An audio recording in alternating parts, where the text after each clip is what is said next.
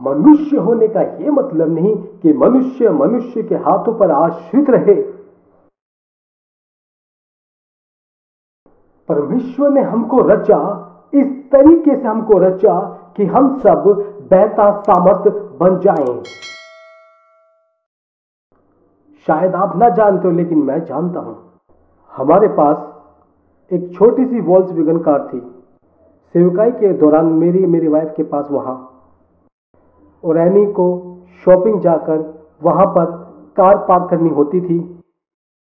और ये कितना मुश्किल था कि एक तरफ कार करने के लिए दोनों हाथों से बहुत ज्यादा जोर लगाना पड़ता था। स्टीयरिंग अपने आप में शक्तिशाली नहीं था, ना ही उसमें कहीं शक्ति थी। फिर थोड़े समय बाद पावर स्टीयरिंग आया और देखो, मैं अपनी वाइफ को देखता हूं, वो छोटी सी उंगली से गाड़ी पार्क करती है। हालेलुया! मैंने अपनी सेवकाई को बोझ नहीं समझा, मैंने अपनी सेवकाई को आनंद के साथ मनाया। हम सब बहता सामर्थ है। आप सामर्थ प्राप्त करेंगे। पता नहीं होगा कि यह हमने खुद किया है। आप सामर्थ प्राप्त करेंगे। बहता सामर्थ उद्देश्य से कलीसिया चलाना एक अंश होता है, पर पवित्र आत्मा के द्वारा कलीसिया चलाना नया नियम कहलाता है।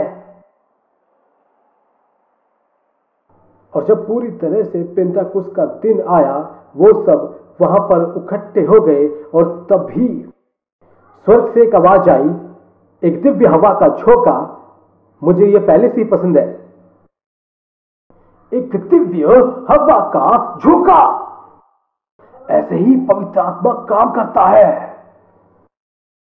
ऐसे ही कभी कभी हमें माहौल बनाने के लिए संगीत की जरूरत है। माहौल, माहौल। उन्हें परमेश्वर माहौल के लिए कब आशीष करता है? आपको पता है मैं फ्लोरिडा से आया हूं। आमीन। हाँ, मैं पहले 10 साल अपनी पत्नी के साथ फ्लोरिडा रहा हूं और मैं 2 बार तूफानों से होकर गुजरा हूं। और मैं आपको बता दूं कि जब तूफान आता है और आप सड़क पर खड़े हो तो आपको जान बचाने के लिए डटकर सामना करना होता है, नहीं तो आपका समझो सफाया हो गया। और ये तूफान जब चलता है ना मेरे भाइयों, तो मैंने किसी को ये कहते नहीं सुना कि हमको माहौल चाहिए। तो हम प्रेरितों के अध्याय 2 में यह पढ़ते हैं कि स्वर्ग से पूरे यरूशलेम में एक दिव्य हवा का झोंका आ गया। ये पहला पवित्र आत्मा का चिन्ह था मेरे भाइयों। हमारा हृदय पवित्र आत्मा के लिए एक अग्नि स्थान है और अग्नि हमारे ऊपर आए इससे पहले हवा का झोंका आना होता है, सारी राख उड़ाने के लिए और सारा का सारा कूड़ा और अग्नि के लपटे हमारे अंदर डालने के लिए, जिसके लिए हम बने हैं। हम बने हैं पवित्र आत्मा के अग्नि के लिए। वहां अग्नि की विभिन्न भाषाओं के रूप में प्रकटीकरण हुआ। मैं यहां पर कुछ एक विश्लेषण करने जा रहा हूं और मुझे विश्वास है कि पवित्र आत्मा मुझे दिखाता है कि जैसे मुझे ब्लेस करा वैसे ही आपको भी ब्लेस किया। हम हमेशा ताज्जुब करते हैं उन लोगों के लिए कि हम सोचते हैं वो परमेश्वर की आत्मा से बहुत अभिषिक्त है, यह मानकर कि वह अभिषिक्त है। मैं आपको बताता हूं, बाइबल बताती है कि वहां ऊपर अटारी पर 120 लोग कमरे में मौजूद थे और यह बताती है कि वहां हर एक के सर पर आग की लौ ठहर गई। इसका मतलब कि वहां हर एक के लिए अग्नि की लौ थी। जरूर किसी ने स्वर्ग में वहां कमरे में मौजूद हर एक के सर को गिना होगा और सब ने पवित्र लौ प्राप्त की और सब ने पवित्र अग्नि प्राप्त की। इसका मतलब यह नहीं है कि पवित्र आत्मा पाना लॉटरी लगना है। 10 में से 10 ने, 120 में से 120 ने, 15,000 में से 15,000 ने यीशु मसीह के नाम से प्राप्त किया। बोलिए आमीन, हालेलुया। यह संपूर्ण लहू द्वारा धुला गया कार्यक्रम था। सबसे पहले हमें अपने आप को यीशु मसीह के लहू द्वारा धोना होगा और इस तरह हम अपने आप को लहू के द्वारा धोकर स्वर्ग से उस पवित्र लोक को प्राप्त कर सकेंगे। फटाफट फटाफट बिना किसी देरी के उस स्वर्गीय पवित्र आत्मा को जो आपके लिए इंतजार कर रहा है। सच में परमेश्वर की महिमा हो। हालेलुया। आपके लिए एक बहुत अच्छी खबर है। जो लोग यह सोचते हैं कि मैं इसके लायक नहीं हूं, उस पवित्र आत्मा के, उस महान परम प्रधान की स्वर्गीय पवित्र आत्मा के, सुनिए, पवित्र आत्मा सबसे पवित्र से सबसे पापी के लिए है। यदि आप यीशु मसीह के लहू द्वारा धुल जाते हो तो आप योग्य हो। क्या आप खुश हैं?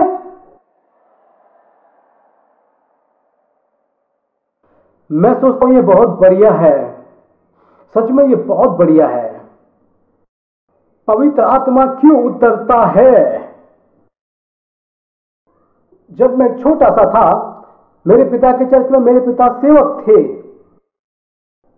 हमें बहुत सी तैयारियां करनी होती कि पवित्र आत्मा हम पर आए, तो सब कुछ कर्मानुसार चाहिए होता था। संपूर्ण कर्मानुसार, कर्म से कर्मानुसार, कर्मानुसार। और नहीं, ऐसा जरूरी नहीं है कि काम हो।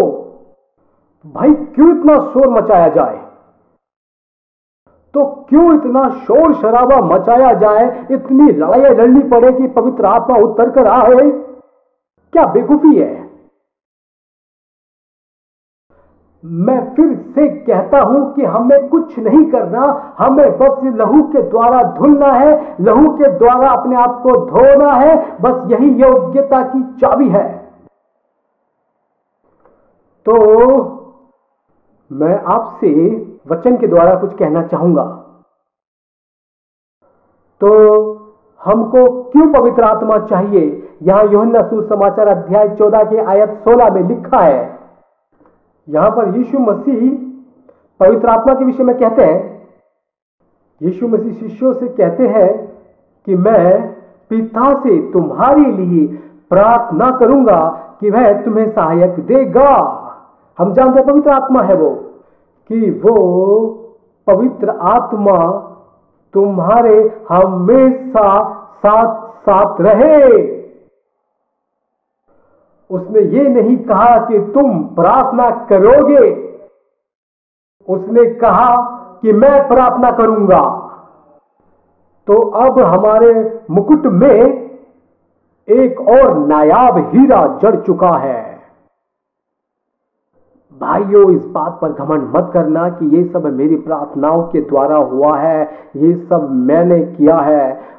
प्रभु मेरे लिए आज भी प्रार्थना करता रहता है। यह सब मेरे प्रभु की प्रार्थनाओं से हुआ है। मेरा प्रभु मेरे लिए प्रार्थना करता है।